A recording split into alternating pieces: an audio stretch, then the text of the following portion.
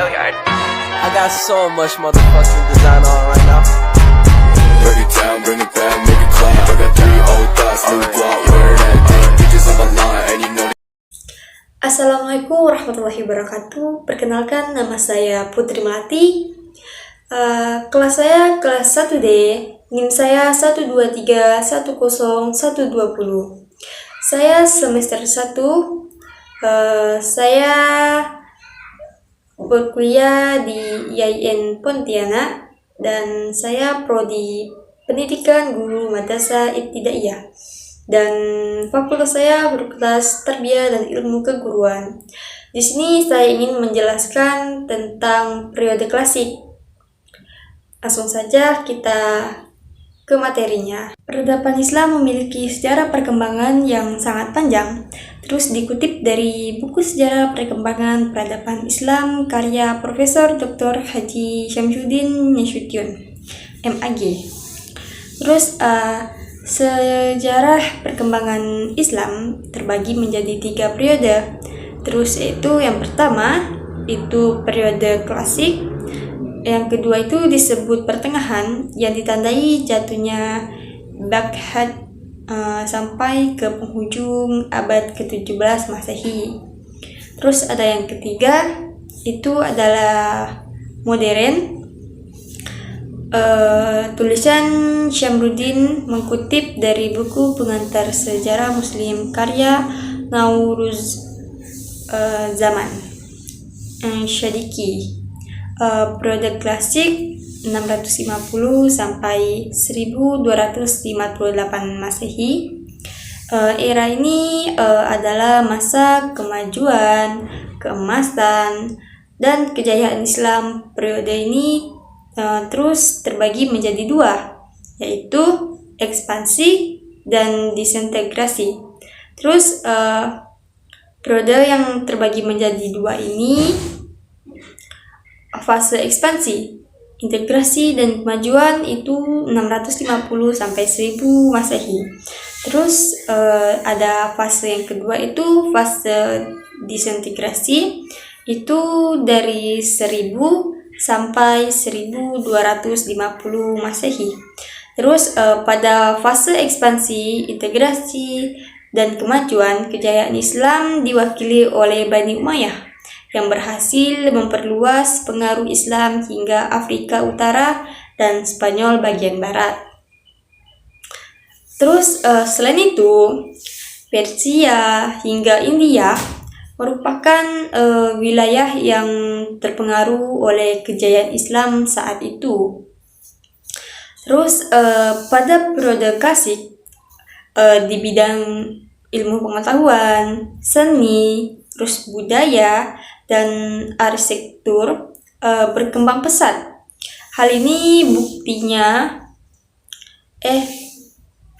dibuktikan dengan perkembangannya beberapa kota yang dikuasai oleh Islam, seperti Cordoba dengan Istana Az-Zahra. Terus ada Granada dengan Istana Alhambra. Terus Damaskus yang menjadi kota metropolitan. Dan ada juga Baghdad yang menjadi pusat perkembangan ilmu pengetahuan di dunia. Para ilmuwan juga muncul sebagai simbol majunya peradaban Islam. Seperti yang kita ketahui ada Imam Malik, terus ada Imam Abu Hanifah, terus ada Imam Al-Ashri, terus ada Imam Al-Maturidi dan Al-Jubai. Lalu masuk fase disintegrasi yang berlangsung pada antar 1000 sampai 1250 Masehi. Kejayaan Islam mulai surut.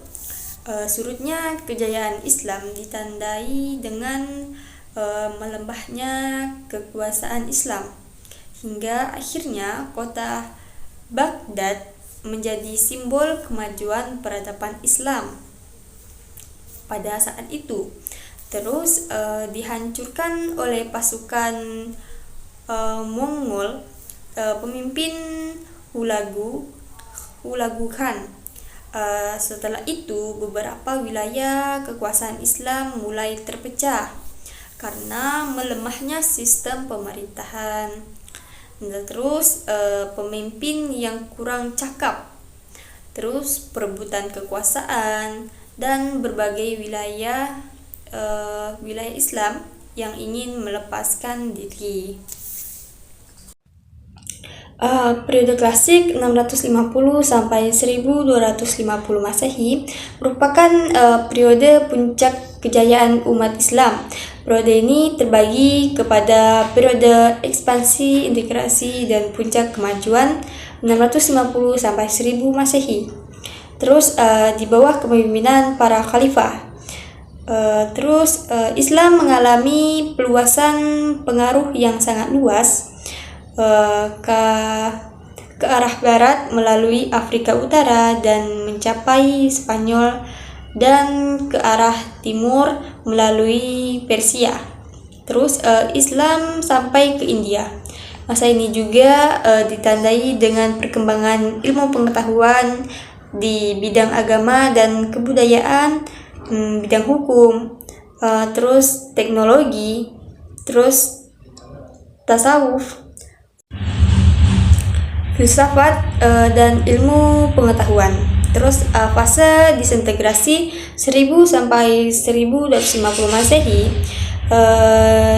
ditandai dengan perpecahan dan kemunduran politik umat Islam, sehingga berpuncak pada terenggutnya Baghdad oleh bala tentara Hurmuza di tahun 1258 Masehi. Perbedaan yang signifikan terdapat pada sistem pemerintahan. Pada masa Khulafa Rasyidin, sistem pemerintahan dibangun dengan demokrasi, sedangkan masa Bani Umayyah dan Abbasiyah, sistem pemerintahan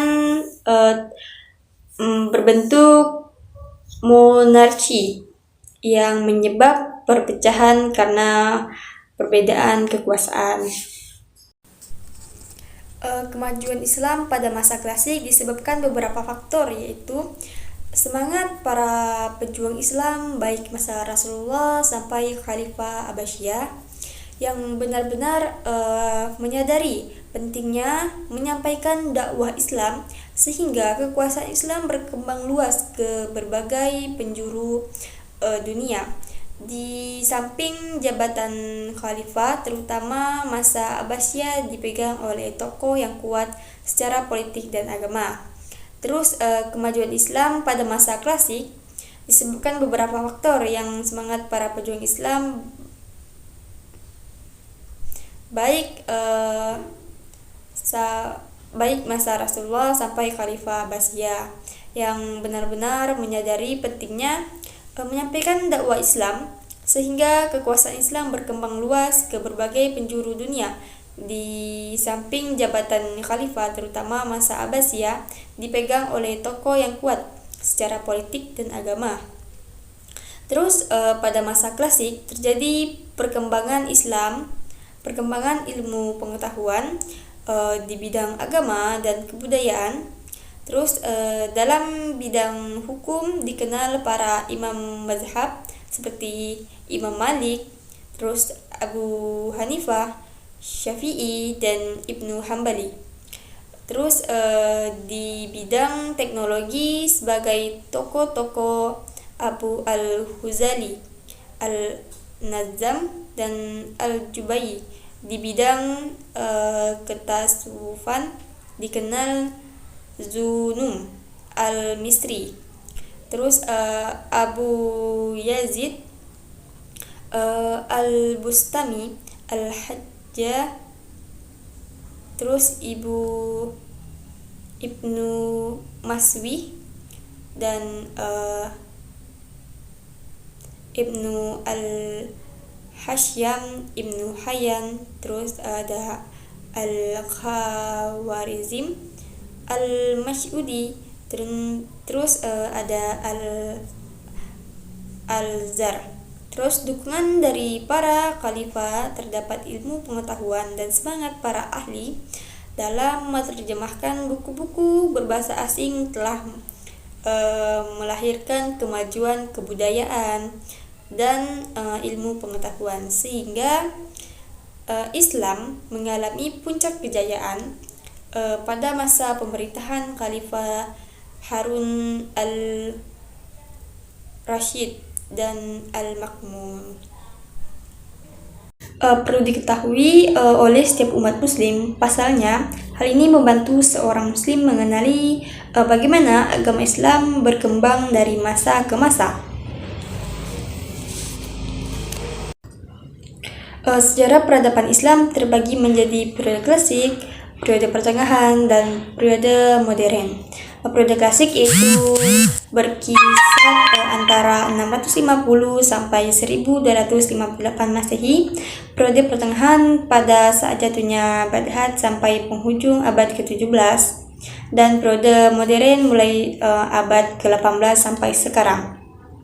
Sementara itu, sejarah peradaban Islam menurut Harun juga menjadi 3 periode, yaitu periode klasik 650 sampai 1250-an.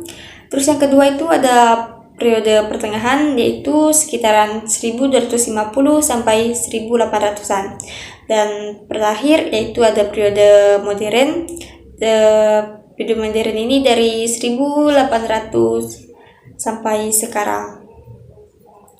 Terus sejarah peradaban Islam perlu dikenali oleh periode klasik.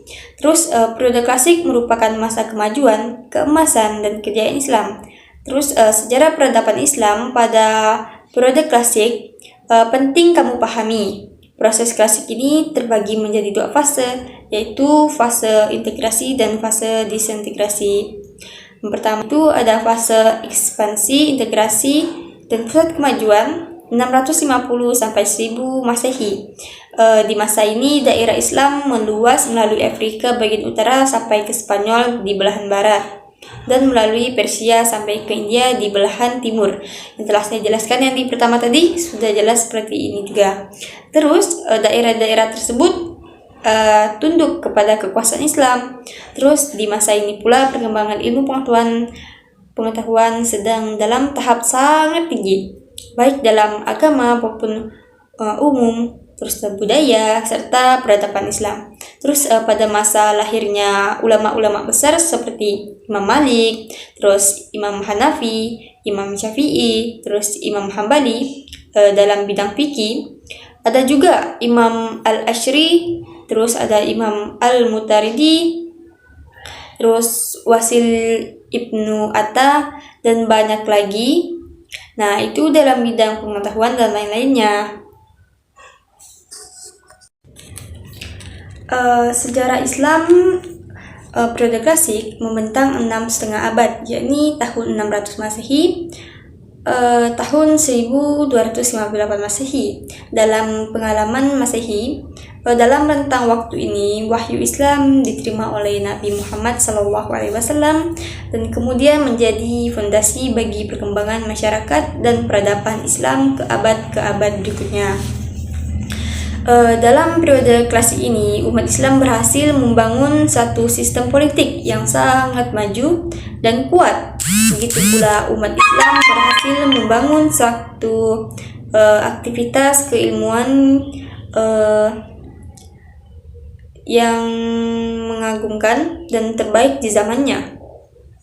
Dengan sistem politik yang mapan dan pengusaha ilmu pengetahuan dan teknologi, umat menjadi pengusaha ekonomi dunia.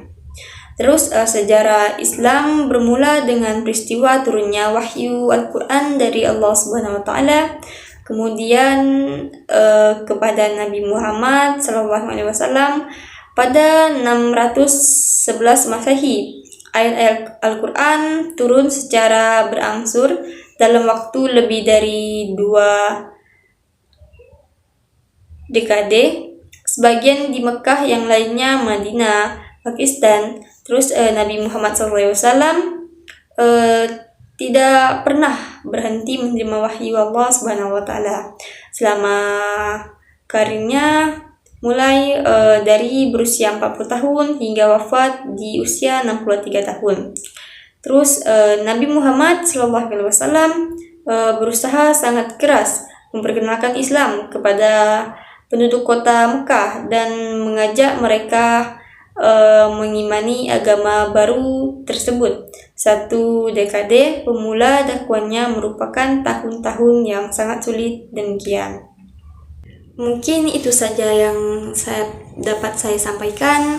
Kurang lebihnya saya mohon maaf karena yang salah itu datangnya dari saya dan yang benar itu datangnya dari Allah Subhanahu wa taala. Saya tutup. Wassalamualaikum warahmatullahi wabarakatuh.